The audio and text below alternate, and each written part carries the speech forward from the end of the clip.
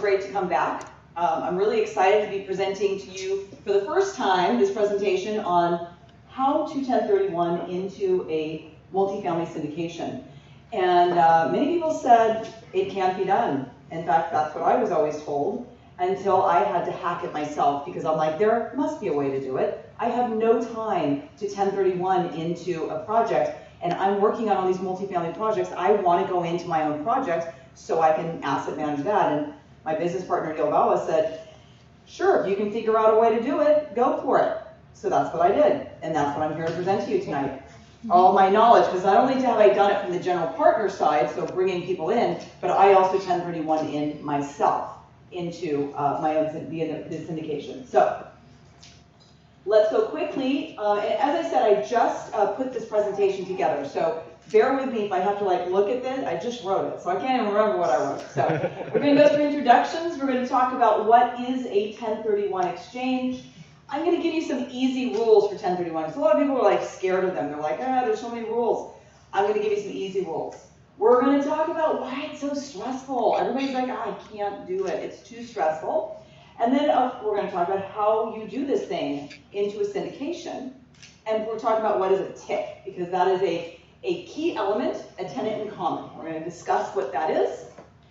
And then there is the scenario where you might need to bring debt with you. If you're doing a 1031, you're not just bringing equity. You have a loan on your previous relinquished property, and so you have debt to bring along too. Well, how does that work? How's that going to happen in a syndication? Well, we'll talk about that. And I will also talk to you about 1031ing into new construction, which is what I did, versus value add. You can do both. They're a little bit different. I'm going to tell you the differences between them, and we'll look at that as well. And then finally, we're going to talk about what happens on exit, so how do you get out of it, and we're going to talk about the numbers. I'm actually going to show you a case study of comparing what if you sold something, what if you did the traditional, so you don't do a 1031, versus what if you did an opportunity zone. Everybody's like, oh, opportunity zones are so great, versus what if you did a 1031. Exact same scenario, 3 different things, we're going to look at the numbers. I don't need to go through this because he already gave you the disclaimer, and he already told you that you will get a recording as well as the slide deck, the PDF of the slide deck. The beautiful slide deck that I just put together. So many of you may know this guy. That's my business partner, Neal. Many of you know him as the mad scientist of multifamily. He's an awesome guy, brilliant, I must say. We both have technology backgrounds, and so it was a great match when we got together, but he had already established this incredible brand that is based on looking at real estate through a data science lens. And he's just put together this fantastic system. And so when I saw that with my background in tech, I'm like, I totally get this guy. This makes so much sense to me. I had the opportunity to come onto the team as the lead underwriter, and quickly made my way to the vice president of the company. In the past 12 months, we've acquired together 1,300 units over 9 projects, and tonight I'm going to present to you a little bit of our 10th project, which we're launching tomorrow, and is 1031 eligible, by the way. So this is a little sampling of our Grocapitus portfolio. They would not fit all on one screen anymore. We've got this beautiful new construction in Art City. About 40% of our portfolio is new construction in very key markets, and about 60% is value add, again, in key markets. You'll notice this one, do I have a light? Do I have a little light here? Yeah. Yep. It should be. It should be Which up one at is the top. The red button. The red button. There's no red button. Oops, I just turned it off. Okay, what do I do to get back? The other red button. Oh, there it goes. There you go, hold on. Sorry, guys. Hope you can have to advance it now. Oh, that's terrible. Jane, I was trying to get the red button so I could point to our building. Remember, she has a tech background. Well, this is a device. I could have gone over there and done it. Okay, so I wanted to point out this nice looking building, which is new construction, which my co-TIC owner, Jane, and I are invested in. So let's talk about 1031 exchange. Let's get down into it. So what is it? The very basic definition is, why is it called a 1031? Well, it is a section of the Internal Revenue Code that is the 1031 section. Now, not a big surprise, right? And basically it allows you to exchange from one property, so a real estate investment property that you have and that you're holding as an investment, and to another one. That's a very simple way of doing it. So you're taking it, your gains from one property and you're moving them into another without paying taxes in between. So you're deferring paying taxes. And that is an important concept because it's not tax-free. You're not getting a tax-free card, you're getting a tax deferral card. So you're simply moving the taxes down the road.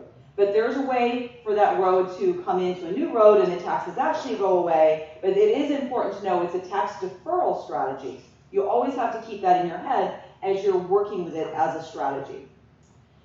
Notably, you can exchange throughout your life. That is one thing that my family has done. In fact, my grandfather's the reason I've done so many 1031s, because he had a large commercial real estate portfolio, and so when his estate was passed down, I had to start 1031ing when I was in my 20s. But guess what? I wasn't 1031ing. I was doing something even more clever thanks to my family's commercial real estate brilliance. I was doing a 1033. Has anyone heard of a 1033? No. One person in the room, yes. So whenever I say, as a blonde woman to somebody, oh yeah, I've done 1033s, they're like, honey, it's called a 1031. I'm like, no, it's called a 1033. And what a 1033 is, when you sell property that is eminent domain, instead of having a limited time, which we'll talk about the time frames for 1031, you get a much more handsome amount of time. You get a 2-year period to do the exchange, and you don't need an intermediary. So there's all these huge advantages to having a 1033, and my commercial real estate family knew these advantages, so when they were selling the shopping mall, they were like, I think it's eminent domain, don't you? And they got it done that way, although between me and you, it really wasn't. But anyway, that's how I end up doing 1033s. Then you can exchange throughout your life.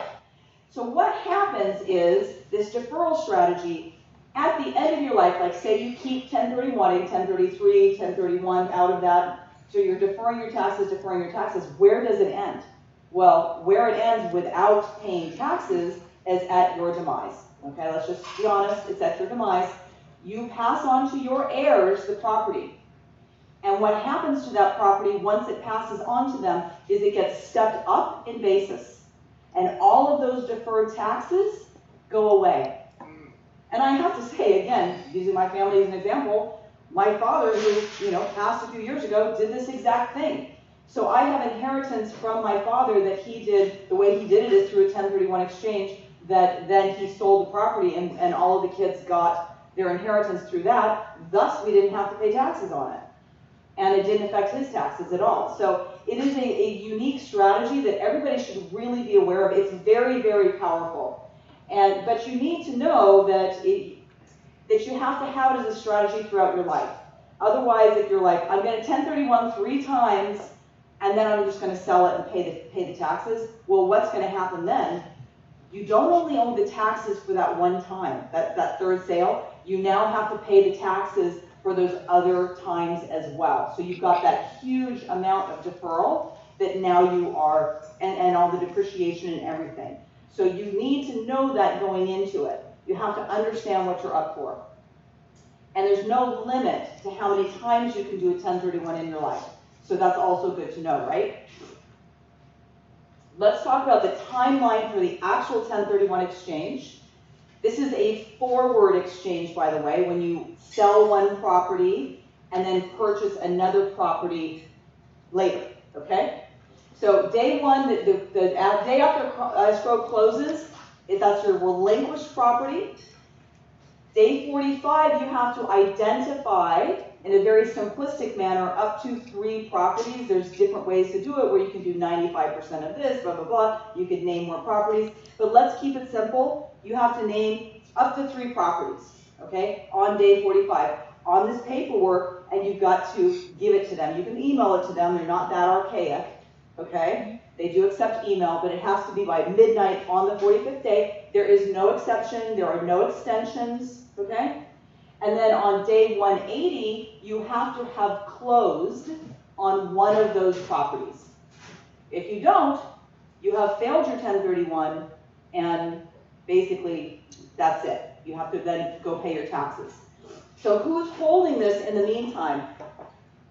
I should have put that before this slide. I'm going to have to go back and add that slide. So your money from this day one, I think I might have it here. Your money is being held by a qualified intermediary. That's on the next slide. We'll get to that. So all cash proceeds from your transaction need to go into the next transaction, or you pay taxes on it. So if you're thinking to yourself, well, I really like to pay off my credit cards, I just want to carve off $15,000 of the $250, then you're gonna, you can do that, but you're gonna pay taxes on whatever you carve out. So if you want to avoid paying taxes, all of your capital gains, all of your cash proceeds have to go into the replacement property. The purchase price of the replacement property needs to be equal to what you sold your relinquished property for, or greater. Now think about that for a minute. Say you have a property that you sold for $500,000. Woo, great, good job, right? You had $200,000 in equity in it. Well, what was the rest? The rest was a loan, right? And you paid off the loan, and then that $200,000 went into, is going into your next property, right? If you have to buy the next property, has to be $500,000 or more, you're going to need a loan on the next property, right? And you can get a bigger loan. You can find $200,000 down, and you can get something for $800,000. That's fine. But you have to understand that you need to get a loan in order to meet this objective. The purchaser of the replacement property needs to be in the same name, if it's the same entity or the same person, basically the same tax ID. So if you buy, so if you're going to sell one property, the next property you buy has to be in the same name. You can't change it up. You can't suddenly be somebody else or introduce a new entity. There's a thing called what's it called? There's an entity that's like forgotten or something. There's a term for it. What is the disregarded? You can, but the tax ID needs to be the same. So you can have one entity that was associated to a building. You're like, I don't want to carry that entity forward because it's the name of that building. It makes no sense to carry it forward to this one. That's fine. You can disregard that entity and start a new entity as long as the tax IDs all match up. Yeah. Yes. What if you've already done this exchange and you did it in your name, but you weren't clever enough to have the property in an LLC before you exchanged? Uh-huh. Now you want to get it in an LLC for protection. Is Sure. it too late? No, and I've done that with my properties. I bought them on my personal name from the 1033, and then I turned it into an LLC later. Okay. And then my next 1031 out, I 1031 out with my LLC into the next property. Okay. So yes. And if you're a TIC owner and you only own a Let's hold that question till later, because a lot of these people don't know what a TIC is. Okay. Okay? So let's continue with our easy rules for 1031. So for safe harbor protection, your exchange funds, I don't know why they say that. That was my lawyer that wrote that, right? The safe harbor protection. Your exchange funds must be held by a qualified intermediary, so a 1031 exchange company. You can't hold the funds in between on a basic 1031. So from that day one that your property sells, in fact, you have to already have the arrangement, the business relationship with the 1031 before you close. It has to be part of title, part of closing, and that money goes straight to the 1031. They put it in a special account. You can't touch it, but you can't say after you close the property, oh, and I want to do a 1031. It's too late. You have to get that in, and I've had a lot of people say that they're going to do it, and then I say, well, when are you closing? They said, I closed last week. It's like, sorry, you're not 1031ing on that one. So then the funds for the sale, I didn't do anything on that. The funds for the sale are held by the QI, as we said. And then you have to purchase like-kind property as your replacement. So what is Are we lengthening the time? I'll talk faster. That's another strategy. Yeah, we thought you'd be done by now.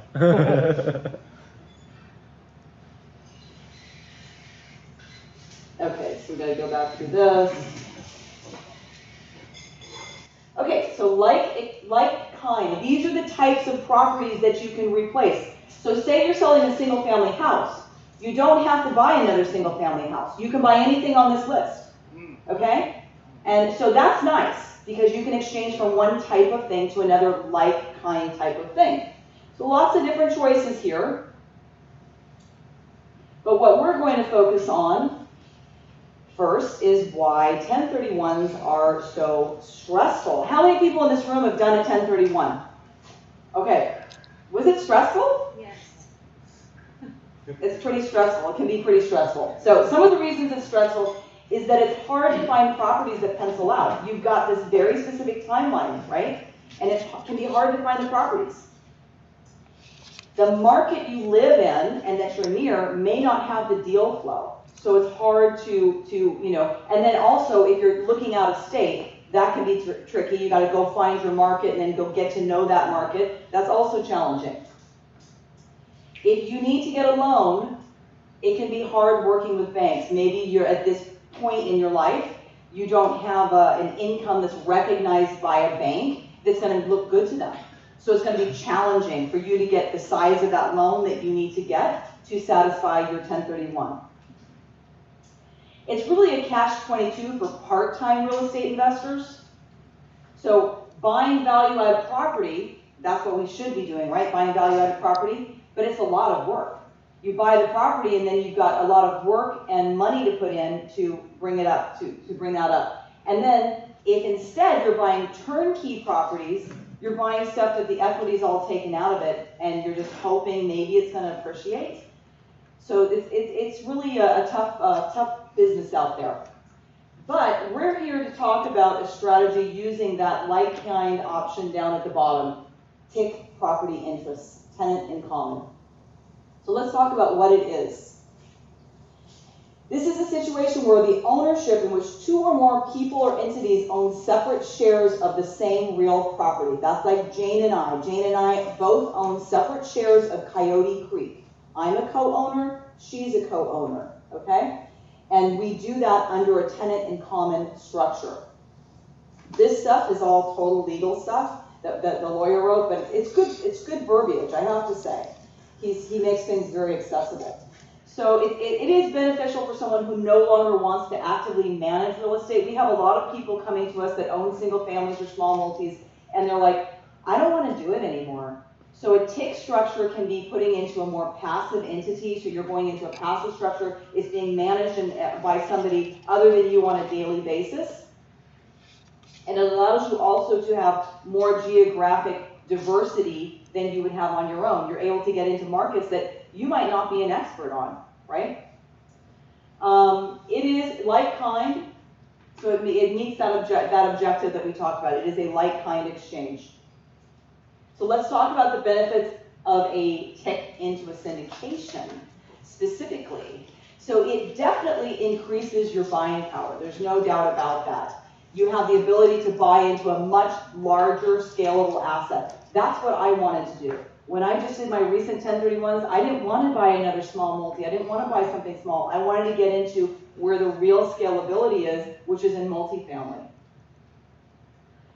It is a passive investment. I don't want to deal with the property managers. I just was in an HOA, and for years I had to go to the HOA board and deal with the HOA meetings, and it's like herding cats trying to deal with that HOA stuff. I'd rather deal with professionals. You know, I'm an asset manager by day now, and I'm just like, I don't want to deal with all that other stuff. So I wanted my investment to be managed professionally, and I didn't want to have to do that other stuff.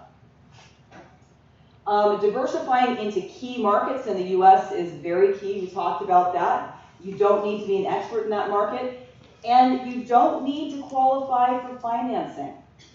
This is very key. So remember we talked about the scenario where you might not have the best financial kind of bearing right now, but in a TIC situation, even if you're bringing debt, we'll talk about it, you're not the one that's supporting the building is supporting the building. So that makes it much easier. And obviously it dramatically decreases the stress of a 1031, because if you're basically going into a multifamily syndication, they're dealing with all of that. You just say, hey, what are your options? I like that one, or I like that one, or let me put them both on my list, and then I can do my due diligence and figure out which one I like better. So this is the way a syndication structure looks like. I think you were asking, what's the difference? So typically you have an investor LLC, right? And you've got your investors over there, and your poor 1031 investors are left out in the dark, but not with this. Now you have a tenant in common structure. You've got two different structures. Both of them are leading into your multifamily syndication. So your 1031 TIC owners are under the tenant in common structure, and your LLC investors are under the LLC branch. So the TIC agreement, one thing you need to understand, you're not partners. When you are an LLC, you're a limited partner. You guys heard that term before? You're a limited partner. When you are a part of the TIC, you are a co-owner. That's what they call it. And each co-owner must hold title to the property as a tenant in common. We kind of talked about that. And the ownership with the TIC parties is governed through a document called a TIC agreement. And Jane, you remember reading your TIC agreement, right? If any of you have ever invested in a syndication before, it's kind of the equivalent of an operating agreement, right? So instead of the LLC operating agreement, you have a tenant in common agreement that lays out the rules and responsibilities and how everything's going to go down. In fact, it very closely mirrors the operating agreement. So if you looked at the two of them together, which, we basically give you both of them, you'll see that the voting rights and everything is almost identical, because we want to treat both sets of people just the same, right? They're the same to us. We're just letting these people bring their investment in through the side door and hold on to it, like hitch it to ours, right?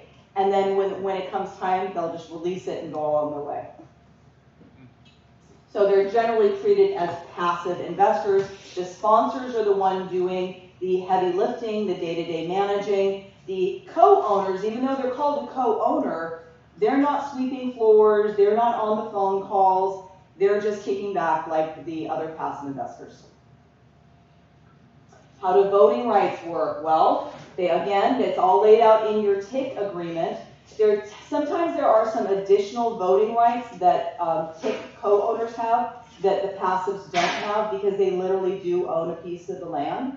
So there can be a few extra responsibility for voting rights, but that's only a good thing for the TIC owners.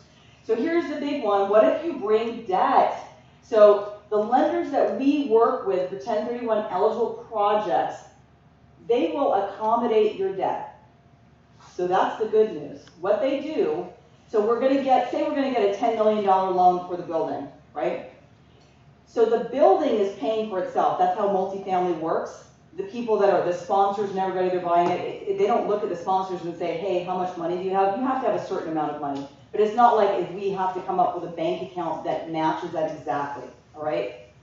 So the building in general is paying for itself. The bank is mostly looking to the building. That's a big difference between multifamily and residential real estate. With residential, they're looking at you as the buyer to see what you can make. Now in this case, we've carved it. The lender's going to carve out a little piece of that $10 million. Say you've got $300,000 that you need to bring with you. They're just going to carve out a little piece and tag your name on it. So how does that work? We'll talk about how it works in a second, but you first need to understand that even though they're carving out that $300,000 for you, and remember you're bringing $200,000 in, it doesn't mean you own $500,000 of the project. You have $200,000 of the project in equity, and we're accommodating $300,000. So that's definitely a difference. I got a question on the debt. So does it show up on the investor's balance sheet? And Yes. And is it recourse? Okay, so I'll get to both of those in this slide. So the lender first, they are going to need to underwrite you. So what does that mean? When they underwrite you, you're going to need to, they're going to run your credit. They're going to ask you for 2 to 3 years of taxes. They're going to ask you for the personal financial statement. All of the same annoying things that any bank is going to ask you for, right? You're going to have to do it. If you were buying something else with your 1031, you'd have to go through the same process. Mostly they want to find, are you a bad character? What are your assets? Whatever. But it is for value-add properties. It is not recourse. Okay, so if we're buying an apartment building, it is not recourse. If we're buying new construction, however, though that is non-recourse in general because it's until we build the building. So you get a non-recourse construction loan, and then after you build it, you replace it with a permanent loan that's, it's recourse for the construction loan, and then it's non-recourse that you replace it. I think I said it reversed, guys. Non-recourse for value add, okay? Recourse for construction, replaced by non-recourse once it's built, okay? So you don't really have to qualify for the debt, so it's not going to be difficult to get the financing. Like they're not going to look at your credit scores and all that stuff unless you have terrible credit and say, no, you can't, sorry, we're not going to accept you. It's pretty basic. It's just a rudimentary thing that they have to go through. Now you will need to sign on the loan. That is something you need to know. But that's not such a bad thing if you want to hope. Well, it's not a bad thing for 2 reasons. If something starts going wrong with a loan, they're not going to look to your $300,000. They're going to look to the key sponsors on the loan that have, $1 million in liquidity sitting there, $7 million. They're going after those guys. They're not going after your little $300,000. That's the first thing you have to understand. And then the good part of it is, if it's a Fannie or Freddie loan, even though you've got just this little tiny bit, you get the street cred for it. So say you want to be a syndicator, say you do want to do big things in your future, that's going to be on your resume that you signed on this loan. So it actually can build up your street credential from the multifamily lending platform. So it can be a very good thing for you.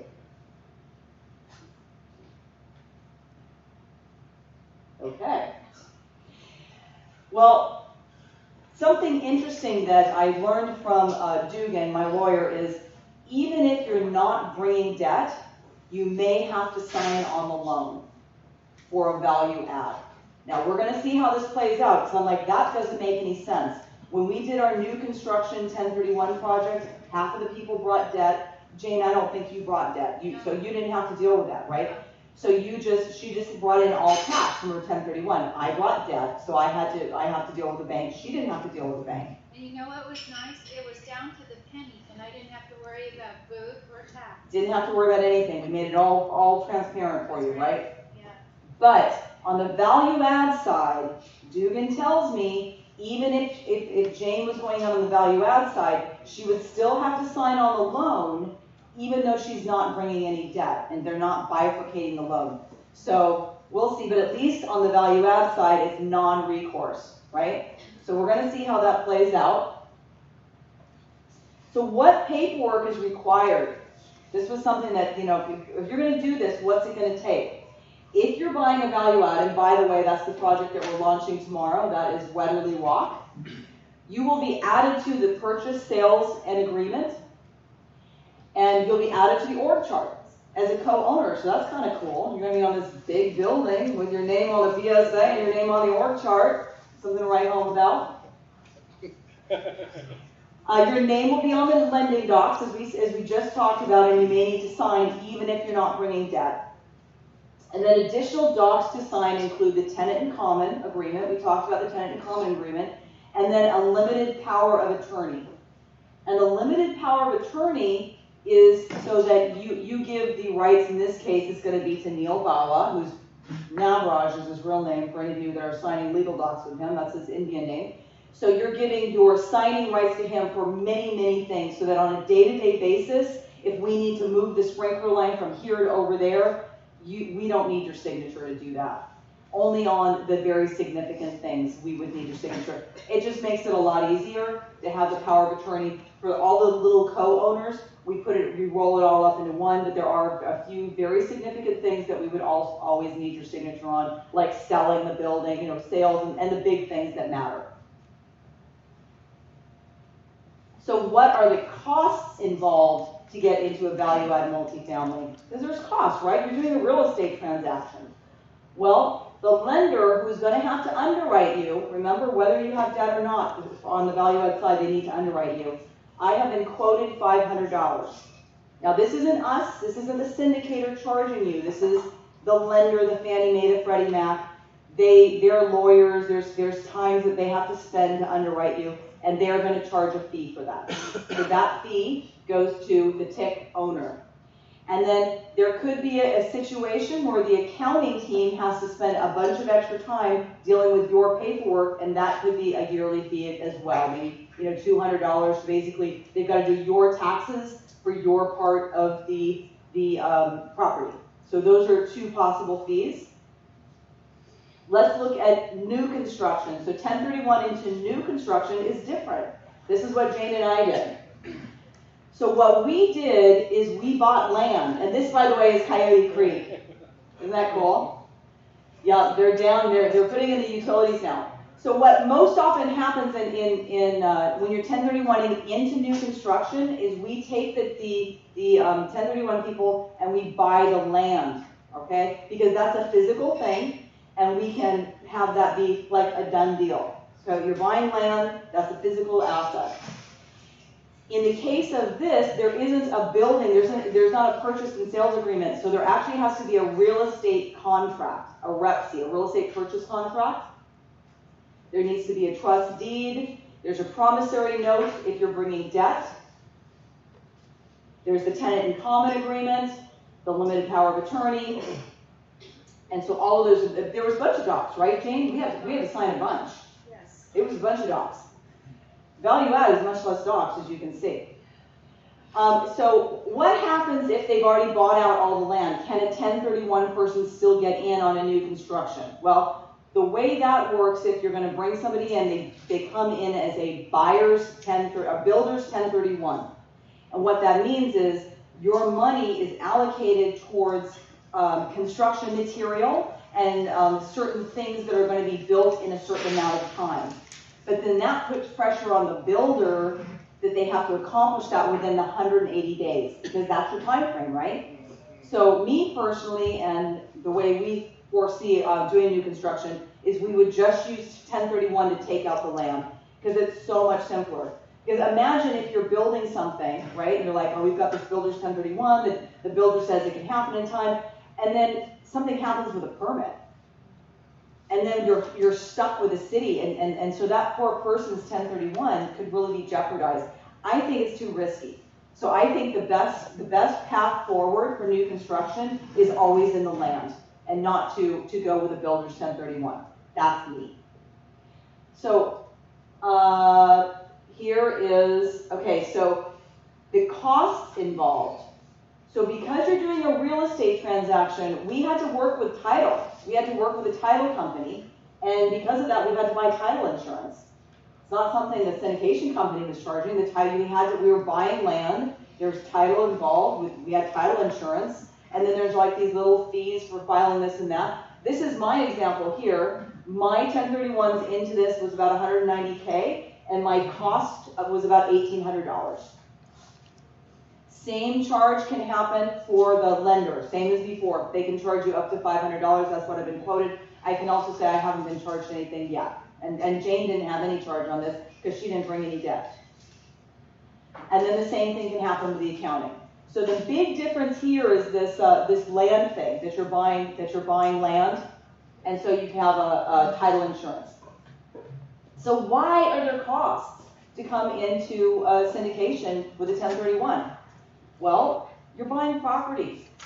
There's costs to transactions. None of those costs that I just quoted you were things that's going into the syndicator's pockets. It's just the cost of doing business, the cost of doing the transaction, we're just passing it on to the co-owners. It's not fair to the other investors, the LLC investors, if we take on that cost, because then you're asking the LLC investors to pay for it. So we're just saying, if there's costs associated with your transaction, it is the responsibility of the co-owner to do it. So let's talk dollars. But first, I want to show you our Weatherly Walk, which we're launching tomorrow. At this time, we should be wrapping up our webinar. Weatherly Walk is 194 units in Atlanta. It's in Fayetteville, Georgia.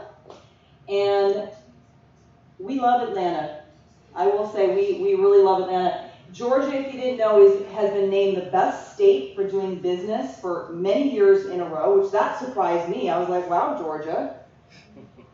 Atlanta is the #1 best economic growth potential. That's a nice accolade. I didn't even realize how much Atlanta's population was growing, but 4th largest population. We're going to look at, actually you can find out more about the population growth in the webinar tomorrow, but it's astounding how fast Atlanta's growing, especially for a very large metro. It has, I guess not surprisingly, because the population is growing, it's named year after year the #1 best destination to move to. It also has the best cities for startups, the #3 tech talent pool. So people are moving there for jobs, right? But the #1 economic engine driver there that just blows me away how much accolades it has. The #1 busiest airport, world's busiest airport for 21 years in a row. Over 100 million passengers go through the door, 60,000 jobs. At what do we call that? We just call it Atlanta. There's a certain name for that airport. Does anyone know it? Ken's, something with a K? Hartfield, something with an H. There you go, something with an H. That's right. H. So Atlanta has such strong market fundamentals that we actually have 3 existing properties in the greater Atlanta metro. We've got 2 in Lithonia, Chelsea Place and Windward Forest, and then 1 in Dalton, Georgia, which is about an hour outside. And now we're buying Weatherly Walk. So that's how much we are into Atlanta. It's a great metro. This metro has a lot of legs left to it. This is not an overvalued market. This market is just humming along. This is Weatherly Walk. This is in a very affluent area. It's in the southern suburb of Atlanta. We'll talk about the demographics in a little bit. Look how lush it is. Look at all those trees. It's crazy. Pinewood Studios. Did anyone know that there are more movies made in Georgia than in Hollywood? Did you know that that's happening now? And yes, in Pinewood Studios. So Pinewood Studios is just 15-minute drive from Weatherly Walk. Yeah, more movies are now being made in Georgia. And then there's this great hospital that's received a lot of accolades just up the road as well. So looking at the property's vital stats. There we go. Previous upgrades, this property's in very, very good condition. The owners had it for over 20 years, lots of money into it. The price per door is about $123K. Talking about median household income in that area, $49K. But let me tell you something. Our demographic that we look for apartments is $40K and above. We don't buy anything. We don't buy in neighborhoods where it's under $40K. $49K, that's a very, very good number. And within a mile, the median household income is $70K. So those are some good numbers. And the houses in that area, they're selling for over $400,000. So this is a very, very nice suburb. And not surprisingly, the schools are 10 out of 10 for Georgia. Having an apartment building where the schools are that strong, that's very, very unusual. So this is a very solid area. It was built in 1988, so it's definitely a B-class building. And what we're going to be doing is bringing it up to a B+. You can see that the rents are $250 below market, okay? That's because the owner has not been pushing. What he hasn't done is he hasn't done the value-add package to compare with the comps that are around him that have the granite counters and that. He's done value-add, but like kind of the cheaper stuff that's not going to, the Formica and that type of stuff, that's not what the market wants. So with the correct renovations and with the correct mega marketing and mega leasing, we can boost that occupancy up and capture the rent loss there, the under market rent. And one reason we are so confident about how we can bring value to this building is because of what we call the Grocapitus Efficiency Center. I don't know if Neal has talked to you about this before. I just had a question to back up on last. So do you have a dollar amount on the rents? Do I have a dollar amount on the rents? Yeah, what the rents are. Yeah, if you come to tomorrow, I can give you the whole thing. This is just like an abbreviated version. So we will. So the Grocapitus Efficiency Center is very unique in the syndication industry. I don't know that anybody's doing what we're doing. I doubt they are. We have an army in the Philippines. You all know that, right? You know that about our company. Well, what we are doing is mega marketing and mega leasing. So we are doing all these software technology marketing hacks with VAs that are flooding our property with leads, and then our customer service reps are taking those leads and turning them into appointments. So we have a current run rate of nearly 20,000 tenant leads a year. Do you know what it does to an apartment building to have 20,000 leads coming in? That's like unheard of. Well, our property managers are like, this is too much, we can't deal with it. We're like, okay, then we're going to have mega leasing step in. And so our customer service reps now come in and they take those leads and they turn them into showings. They actually set the appointments. They talk to them on the phone, they text them. They're doing all kinds of ways. So they're booking the showings. This is how you fill up a property with quality tenants. No one's doing this. We're doing this. But this is what we're going on to keep our properties filled. We are using our same army, and we are doing delinquency management to make sure people are paying their rent. If you're not pressuring people, then they start sliding. But the property manager does not have time to be, knocking on the doors and calling and texting. They're trying to get their job done, right? They've got a big job to do. That's where our army comes in. We've got unlimited resources to be calling and texting. There was one property that Neal has in Chicago, and somebody came. The tenant said to the person in the office, "Can you please tell that very nice bitch to stop calling me? I will pay my rent today." Because they're so sweet. They're like the sweetest people ever. It's like you can't get mad at them, right? But it's like, I'm gonna pay my rent. Well, pay your rent. She'll stop calling you. So anyway, as you can see, the other things that are very important for keeping your tenants happy, keeping your buildings full, come down to renewal management, reputation management, and community building. These are all things with our Filipino army that we are attacking, and it's truly unique in the syndication industry. I don't know anyone else who's doing that. And what does this do to our investors' returns? This really helps us make our investors' returns real. We don't just buy a property and then leave it to the property manager to take care of it. We're bringing all kinds of value, and it's technology and people and systems and processes. So projected returns on this project, as you can see, 8%, 8.5% average, but we're very confident about having 8% in year one. We've got projected returns here, 18% annualized returns, 1.9x equity multiple, nice strong multiple for a 5-year hold, 15.6 internal rate of return. So if you want to hear more about it, including the rents, there's where you need to go. Grocapitus.com/Weatherly. You can sign up for the webinar. I will tell you that our last 3 raises, we sold out in the first webinar. Within 45 minutes, we were sold out. So if you have a chance to get to the first webinar, I definitely recommend it. If you're still just getting your feet wet, it's still worth coming to the webinar. Even sign up for the second one so you can start learning about what this world is.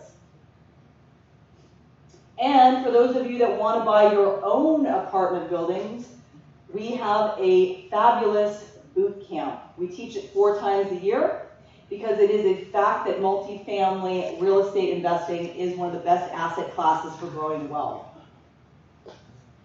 We make 3 unique promises. The training is very eye-opening and specific. It's very unique. Lots of tools that are usable right away. It's pitch free, by the way. This is the pitch. This is the whole pitch for the boot camp. When you're there at the boot camp, there's literally no pitch. We are not going to be upselling you into mentoring, upselling you to coaching. We don't offer those programs. It is 3 full days of drink through a fire hose education.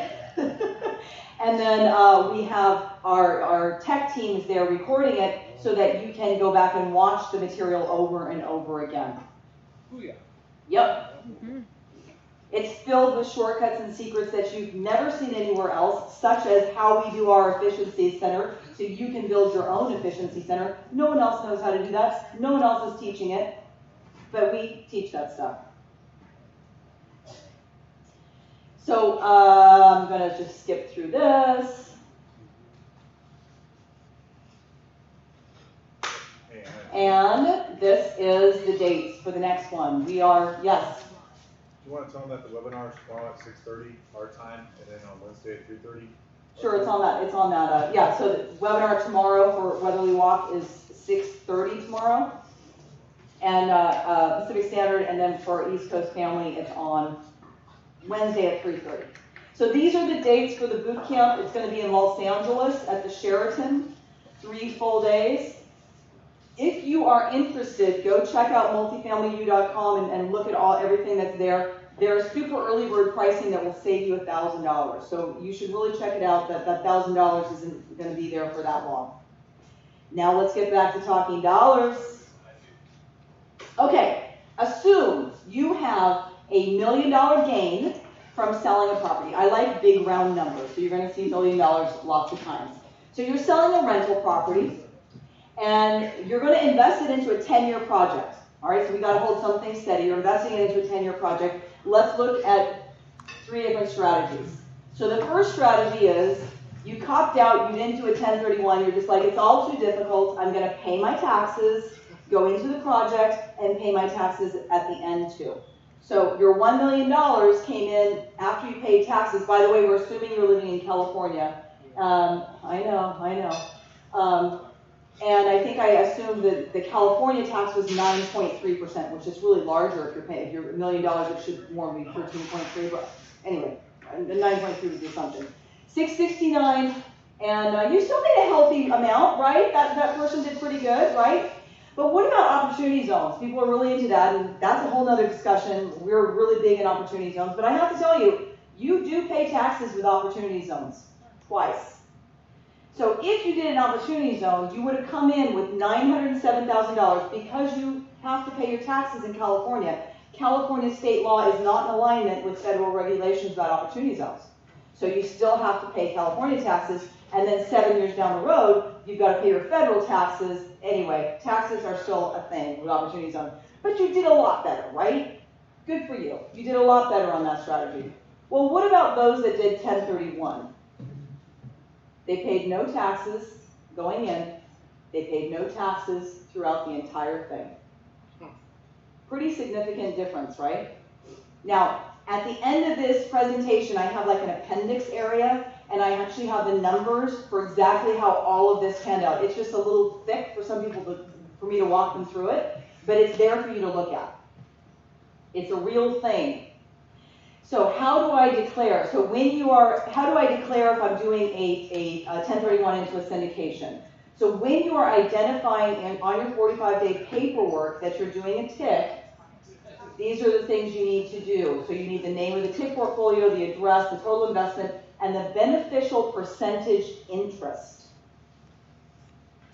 So I put together quickly this example of how that would work if you were going into a value add. Okay, I'm just going to walk you quickly through this. And then again, in the appendix, I've got the slightly more complicated version of the new construction. But it's in the appendix. You have it.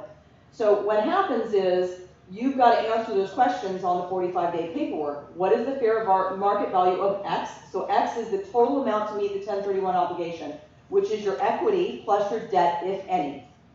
And then Y is 70-30 is the ownership split for this syndication. I'm using Weatherly Walk here as the example. And you need Y in order to determine Z.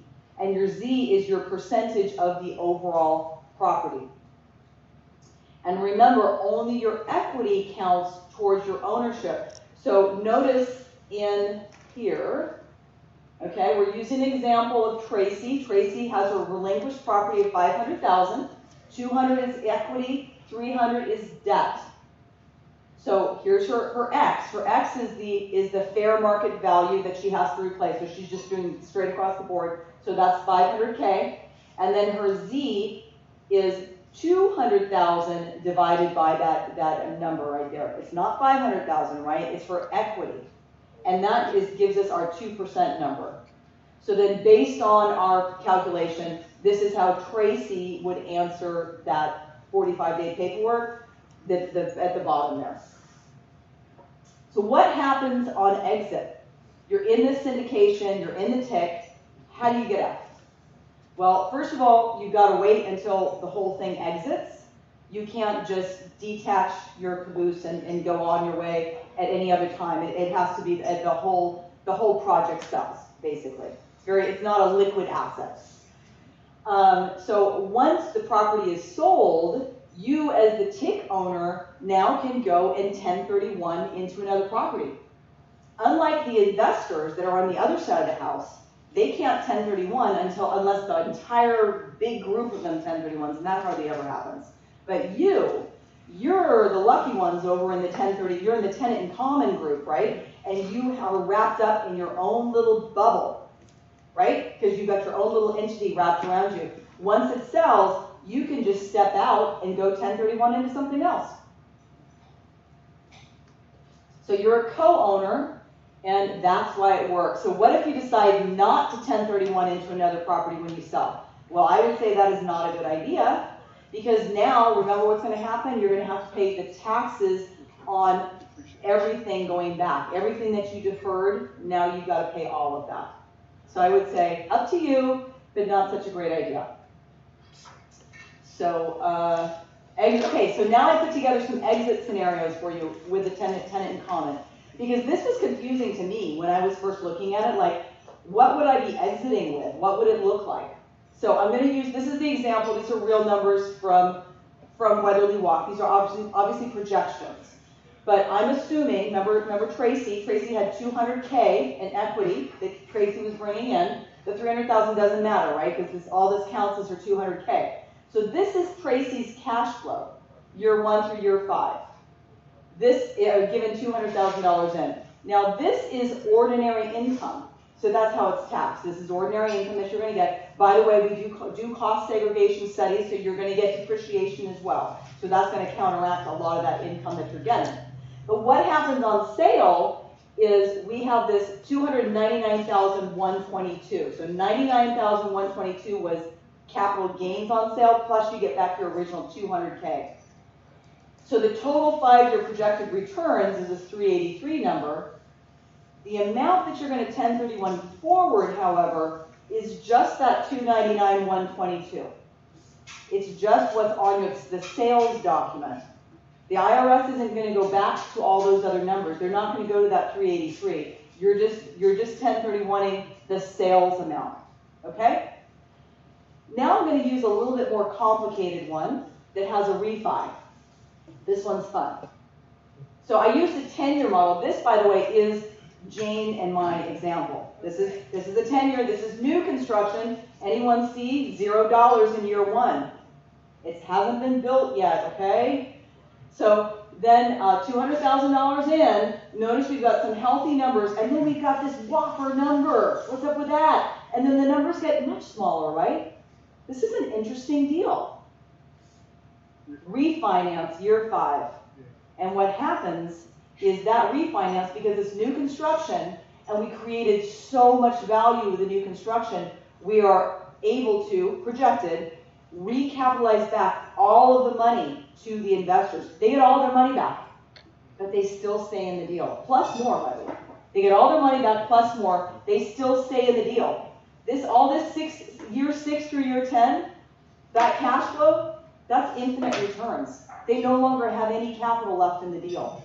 They're getting infinite returns down there. So how do we know? And then this is on sale. On sale, projected capital gains is $235,830. Total 10-year return if you include everything, right? A 200,000 turns into 609. It's basically a 3x multiple, for those of you who know equity multiples. So what is the 1031 on this? The basis, How, if I'm going to 1031 out of this, which by the way I will 1031 out of this guy. original investment. So what number, how much are we going to need to 1031? 235. There you go. We're going to even though we did a refinance and we got all that money, refinance is not taxable. That's not taxable money. So I'm going to take that, Jane and I are going to take our money when we get it back, and it's not taxable to us. We're going to go and invest in something else, right, Jane? We're going to go buy something else, right? And we don't have to 1031, it's tax-free money that we got, right? So we're going to go and buy something, right? And then when we do 1031, all we have to 1031 out of this deal is the 235, okay? So that actually is my last example, and this is just about the refinance. It's non-taxable, what happens at sale. And this statement I think was so funny. This is my CPA. When I asked him to write a statement, and he wrote it just like a CPA. I'm not, as if he was me, I'm not a CPA, and you should obviously confirm this with your own CPA. Such a CPA. So anyway, as you can say, it is non-taxable. And then Eric mentioned we've got Multifamily U, which has lots of great free content. Please join us. In fact, those are my CPAs over there. They have a webinar on there. And when you get this, you see there is an appendix, and you can go into the appendix. There's just a couple things that were, these were the numbers. So you can actually dive through the numbers to understand how I came up with the 3 different scenarios, and you can see exactly where the taxes hit, etc. Questions?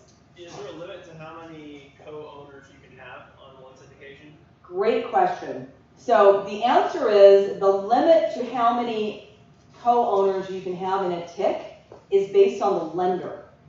The lender, because they have to underwrite a bunch of people, they are usually the body that is putting the limit on it. And we have been quoted quite often 5. I think the one we're looking at now, we'll probably do 6. I think we did 6 into Coyote Creek. And for Weatherly Walk, we'll probably take 6. But it is a negotiation point with a lender, I will tell you. When you're negotiating with lenders, you can say, hey, we want to take 8. Yes? I'm just going to keep going. If you guys have questions, just jump in anytime. So say you close and you have a little bit of capital raising to do still for the deal on the syndication. Mm-hmm. We're not as awesome as you guys are at raising capital. Can you add a TIC after close? No. Because you've already closed. Yeah. It's a real estate transaction, Yeah. Okay. right? Yeah, so you always have to remember it's a real estate transaction, and that when you're thinking of the timing of it. Yeah. And then does a TIC affect your Class A shareholders on the LP side? So that's also a great question. So how does it affect your Class A, Class B, and the TIC? It's all how you set up your structure. So Dugan Kelly is my lawyer extraordinaire in the SEC world. He does tenant in common structures added to syndications all day long, all over the United States. And he's actually going to be with me on the webinar of this presentation, which is like next week. And you can ask questions. You can just come in at the end, because you've already seen the rest, and ask Dugan questions. I highly recommend working with somebody who's got a ton of experience in doing the combination. And he also is the lender's consult. So you have to have your lawyer for the lender, right? He does that too. So when they're saying to him, no, we don't do it like this, he's like, dude, I do it like this all day long. Don't tell me that. So yeah, Dugan Kelly. Yeah, happy to. Okay. Yeah, he's my favorite SEC lawyer. Yeah. Yes. Do investors have a voting right in the investment, or is their interest transferred over to an interest in the holding LLC after close of escrow? Well, the investors, do you mean the TIC owners or the investors? Yeah, The TIC owners. So they have voting rights that are described in the tenant in common agreement.